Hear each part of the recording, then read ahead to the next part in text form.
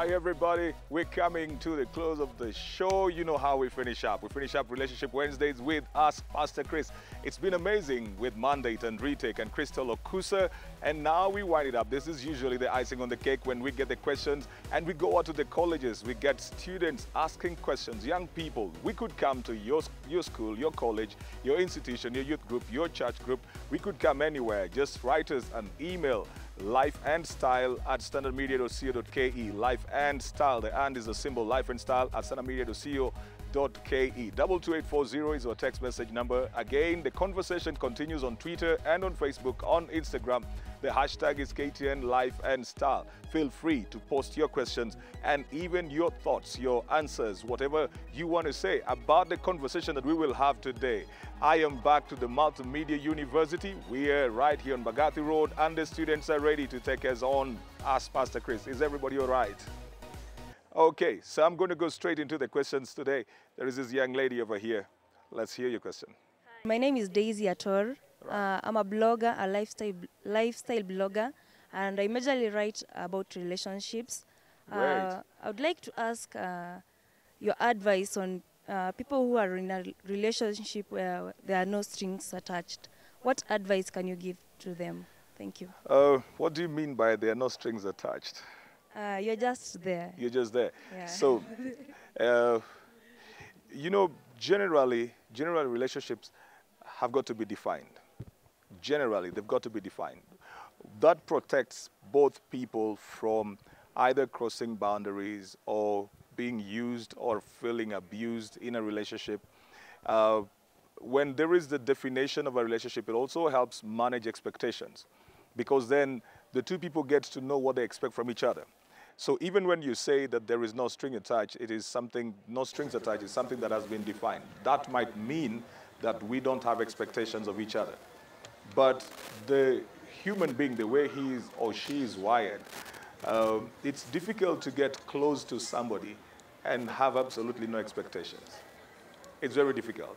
Somehow, when we begin to feel connected, we begin to feel possessive also over what we are connected to.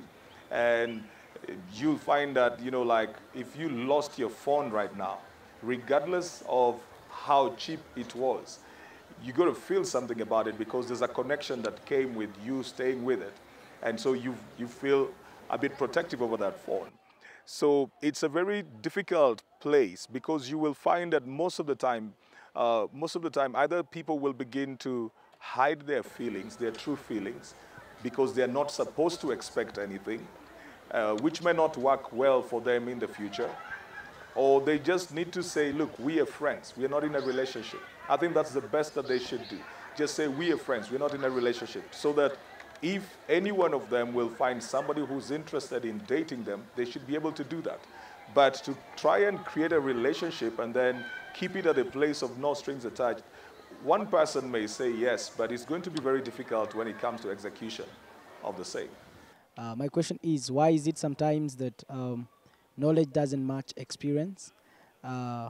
You find at times people will get to know about relationships, but when get to the actual bit of relating, it doesn't match. It doesn't work out. Is it that they are trying to put new wine to old wineskins, or what's usually the case? Knowledge and experience. You see, knowledge gives us a general guide. Knowledge presumes that all men are cut in a certain way. So we will talk about the male mindset and the female mindset. But then when we're relating, like just here, everybody is unique in their individuality.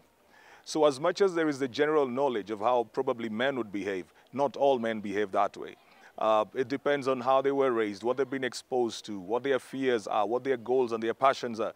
So when you begin to know somebody as a person, you begin to deal with a very different thing from just something that was written down. This is a living, breathing, thinking human being who makes their choices and decisions, and sometimes it is not what was on paper. So that's where you find the discord between what is in the head and what you experience. But what that knowledge does, it guides you. It just gives you the beacon so that you know these are the parameters within which this person is going to operate. Sometimes you will find people who will break the mold and will go out of what is normal. But most of the time, most people will be, it will give you a general understanding. But for anybody, you cannot learn about anybody by the textbook unless you're learning about the author. If it is a relationship, you've got to get to know everybody on a personal way, in a personal way rather. Even twins, even people born in the same house, they don't behave the same. There's different personalities. There's different exposure levels, growth levels, maturity levels. So you cannot take the textbook and use it for a relationship. It is good to help you just figure out what you need to do, but it's like business. You can take the textbook and run a business with it because there are certain challenges that you will meet that are peculiar to different places. How you'd run a business probably in Rongai is very different from how it would do the same business in the city center. The dynamics are very different, and that's how people are. So you cannot even just cut, copy, paste one relationship to the other. It doesn't work like that because we are individuals. How do you deal with an overburdening self-imposed boyfriend? Not my boyfriend, but he wants to take the place of my boyfriend. I block him, but he uses relatives, even people I don't know, to look for me. How do you deal with that? Well, that's crazy. You actually talking about a stalker, right? Yeah, that's basically stalking. And stalking is illegal. So I think that if you're not succeeding at dealing with a stalker, you may need to involve authority in that. If you're not succeeding, if you can't block them, even when you just said self-imposed, you don't even need to add the word overburdening, because self-imposed is a burden in itself. But if somebody is a stalker and you have tried to use every means that you know to stop them, then you might need to use authority somehow. So if it is, for example, if it is within the institution, then you got to go to the administration. If it is elsewhere, then you find authority over there, because that's not acceptable. As a young person, I feel like we have made relationships so complicated, and you find that someone gets into a relationship before first of all scrutinizing this other person that he or she is getting into a relationship with. And I believe that before you get into a relationship with anyone, you must have found out at least 80% about this other person. So what happens when you are in a hurry to get into a relationship? Then you just discover that you hadn't actually found out the 80% about this person. You had only found out about the 20%. And not 80. How to find out about the 80% and to cope up with it, it is usually a big problem. So what happens in such a case? Mostly you get into relationships based on how you feel. There is, somebody will see you and they're attracted to you. Mostly men do that. They're attracted to you and they begin to pursue. They don't think they want to know too much. Men know along the way. They get to know along the way. Once they're attracted, they're hooked, so they're coming in. The lady will feel probably that needs to know me a bit. But even that now, sometimes there is the fear that if I take too long before saying yes or getting into a relationship, he will change his mind. So you find that there is fears that are pushing people a certain way. And that's what people need to deal with, because you got to get to the place where you have internal self-belief. You believe in yourself enough to know that the right person will come, and regardless of time, you're not in a hurry to get into a relationship just because you think I may have lost the person. If they were really interested in you, they would keep on trying to know you. But if you get into a relationship and you never did your due diligence about knowing this other person, even when you have done the 80%, you'll still discover things about this person that will make you feel like, I'm not so sure I made the right decision. So the thing is to look at, are the fundamentals right? They're those things that are relationship breakers, and if they're not deal breakers, if you find faults and you find frailties in this person that do not threaten your relationship, then you can work it out, especially when they're willing to work it out and you're willing to work it out. But if the things that you discover are things that threaten your relationship, or if you knew them, you would not have made the decision that you needed to make, then that means you go back to the drawing table. If somebody hid from you something, for example, like they have a condition that you know would have influenced your decision, That's huge. If they hid from you certain things from their past that are huge and are going to appear in the future, like they've hidden from you the fact that probably there's somebody else, they've got a child somewhere, they're taking care of that. That's a huge thing that somebody needs to know, because it will show up somewhere along the line. And even though it is not a sin that it was in the past, the problem is that trust will have been broken. So there are those things that need to be known. But if it is, you discover that the person snores, that one you can ignore, you know. My question arises from a conversation I had with my mom. And one of her concerns was that when you get into the media and to the limelight, it's hard for you to maintain a relationship. Actually, she quoted and said, watu wengi tunaona kwa TV, familia zao haziko sawa. So my question is, what are the Mine iko sawa. Yeah. What are the deal breakers for people who are in the media? What are the things that you should avoid, or rather what takes them away in such a way that they cannot maintain a relationship and be in the limelight at the same time? It's just a thing of defining your boundaries. You know, you've got to stop thinking that your entire life, if you're in the media, you must stop thinking that your entire life has got to be in public. You go there to do something. Whether you're reading news or you're hosting a show or you're doing something, that's what you go to do over there. It's just that when you do that, it's airing on other people's screens. But that does not mean that now everything that you do has got to come out in the public. That's where people begin to miss out on it. When you get out there and you get into the limelight, never allow the celebrity mentality to get into your head. You do what you need to do and go back into your space. Eventually, when you're relating with somebody else, you don't relate from the point of your job. It's just like if you're a doctor, you don't go back home and be the doctor. You know, if you're working in the bank, you leave that from over there, you go back home, relate with somebody. So just defining that your work at media is work and not letting it get into your head. So when you leave that place, you go into your relationship, you are not a media personality, you're not somebody who has thousands of people following you on Twitter or wherever. You forget all of that, you become a simple person. When you do that, you have the basics right, your relationship will work. But the moment you begin to feel like, because you're feeding on the praise of the people and you're feeding on their attention and it begins to get into you, it will define a lot of your choices. And it will mess up some of your choices, because the person relating with you at some point will feel like they're not relating with the person. And they want you, not what you do. As an African young man, you find that most of our relationships are being affected by the notion that we are not supposed to marry from certain tribes. And also, it has extended to that there is issues of marrying from other religion. How would one cope with that? The first one doesn't pose a huge problem, the one of tribes. I think generally life itself has forced us to interact. If we just did a quick poll over here, you'll find there's quite a mixture. And the first thing that you see when you look at the other person is you see a person before you know their surname or anything else.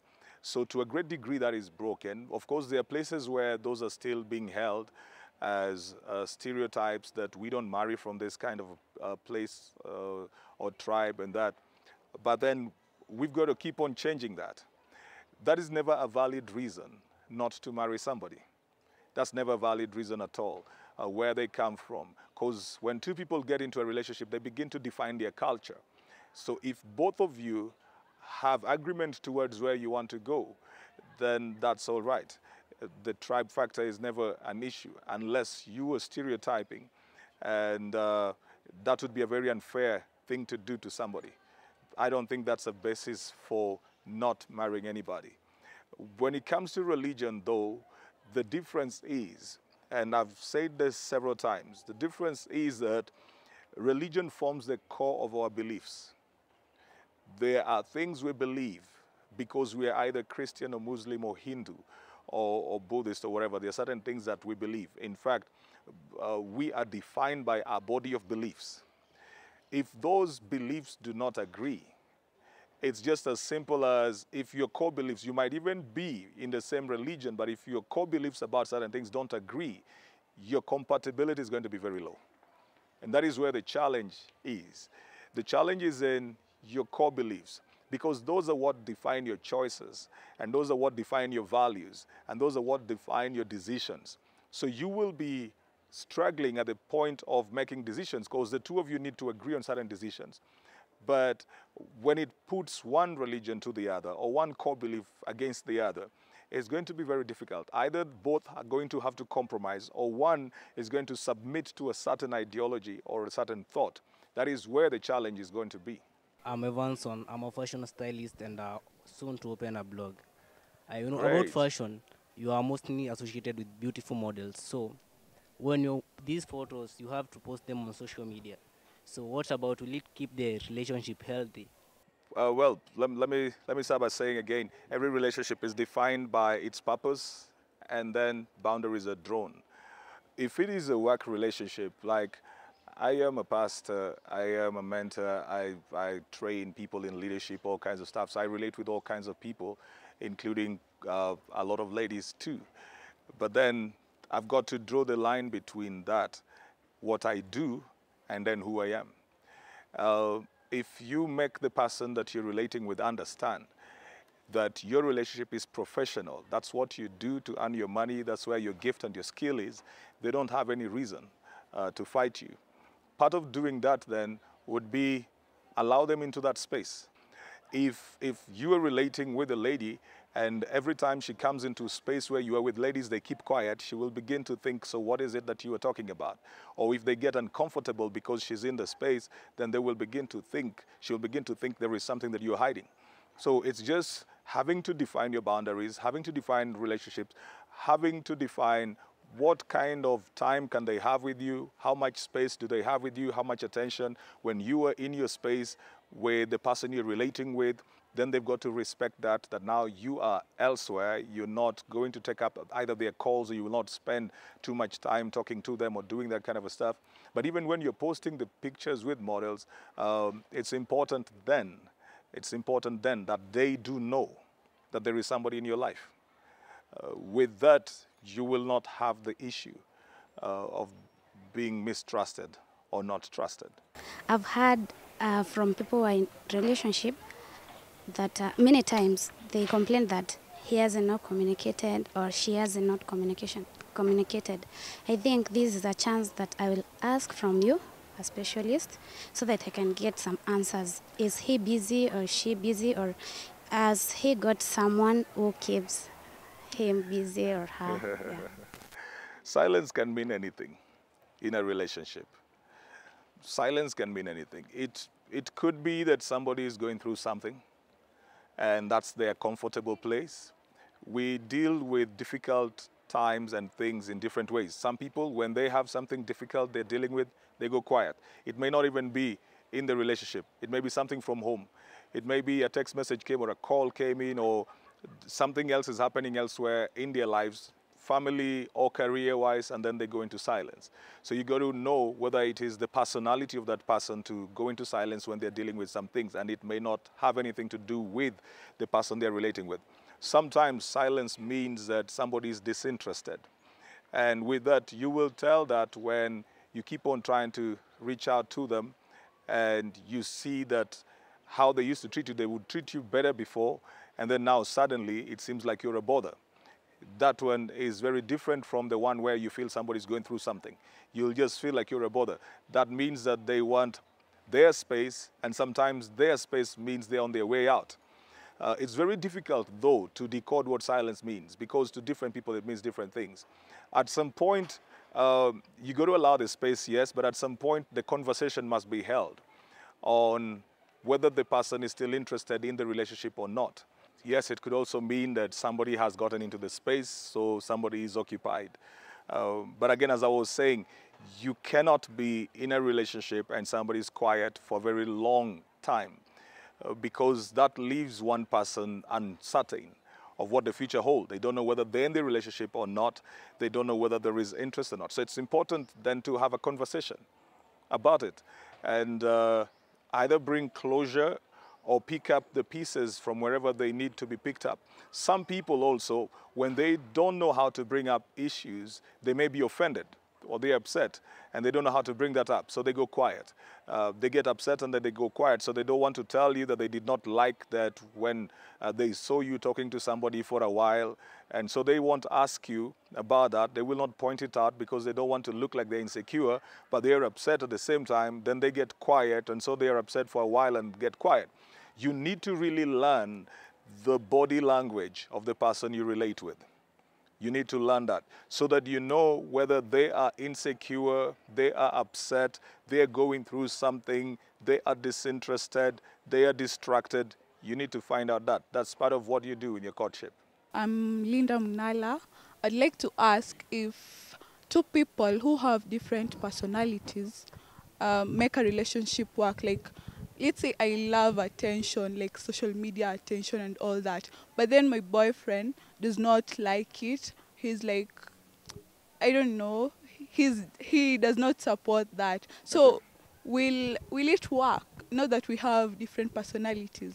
It just means that the conversation has got to be held. Like, okay, I don't like you posting too much, and then the question is, why don't you like me posting too much? Is it because you think that somebody else is going to come into that space? Are you uncomfortable with the likes that are coming in or the people following? Or is it an issue of trust, or is it just the issue of you don't want me to be out over there? Because again, you can't completely change your personality. Though what you need to do is that in every relationship, for it to work, there must be certain things that you agree about. There must be things that you agree about. But if I'm getting into a relationship with somebody who is hyper and social and all of that, I should be able to contain that. I need enough strength to contain that, because trying to turn them to be me or to be like me, they will not feel complete. And so what will happen is that they will feel caged.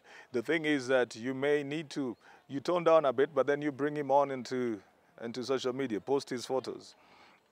You know, just let him understand that it's really nothing.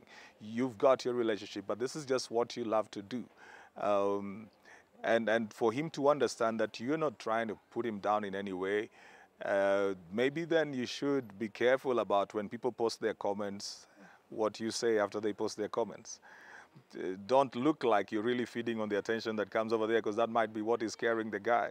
You know, no matter what somebody says, however much you like it, just keep quiet. That's for you, so he doesn't feel like other people are feeding you, because then he will feel threatened. My name is Steve Munyao. How do you differentiate when someone is playing hard to get and not completely interested? When somebody is not interested, they will not give you attention. They definitely will not. There will be no gray areas at all. Their no will be a no, and you will nearly become an irritation.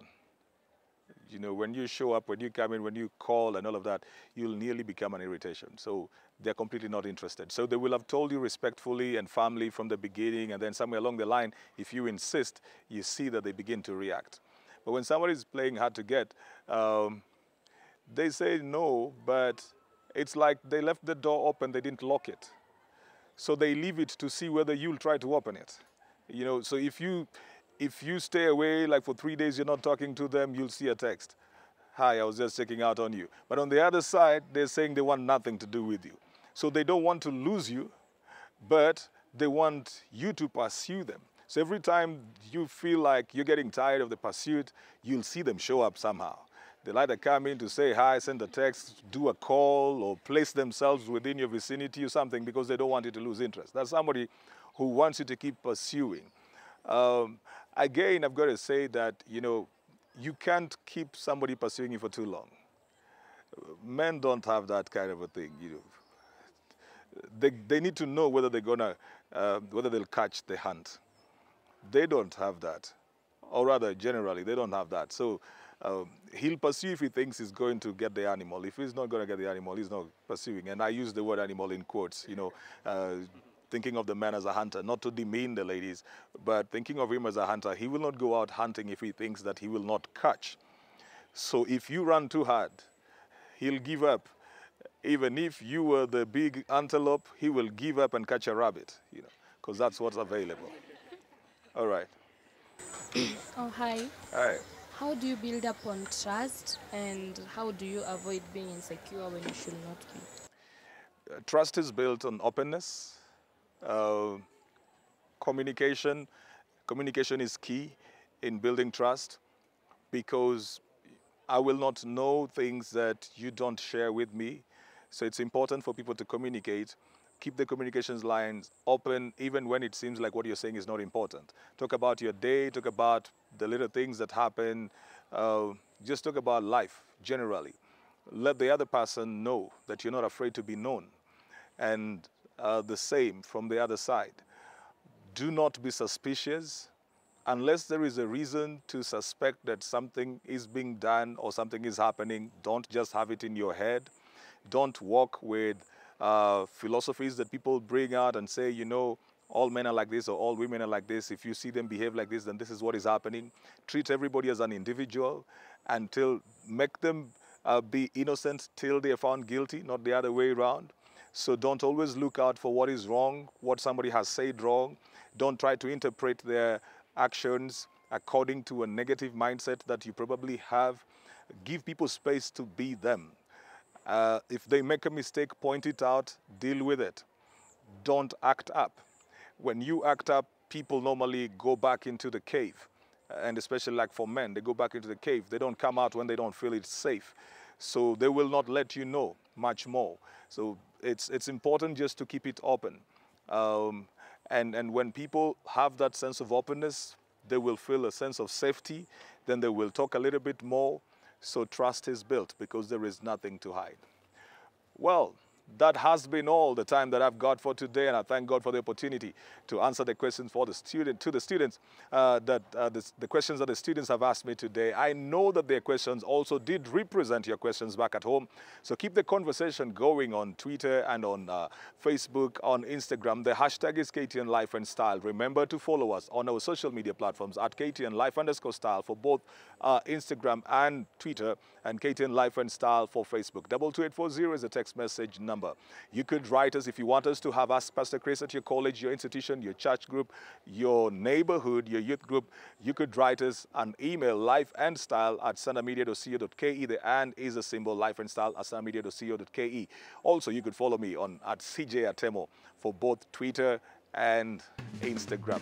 Till tomorrow, when we have Inspiration Thursday, have a lovely day. Keep it life and style right here on KTN.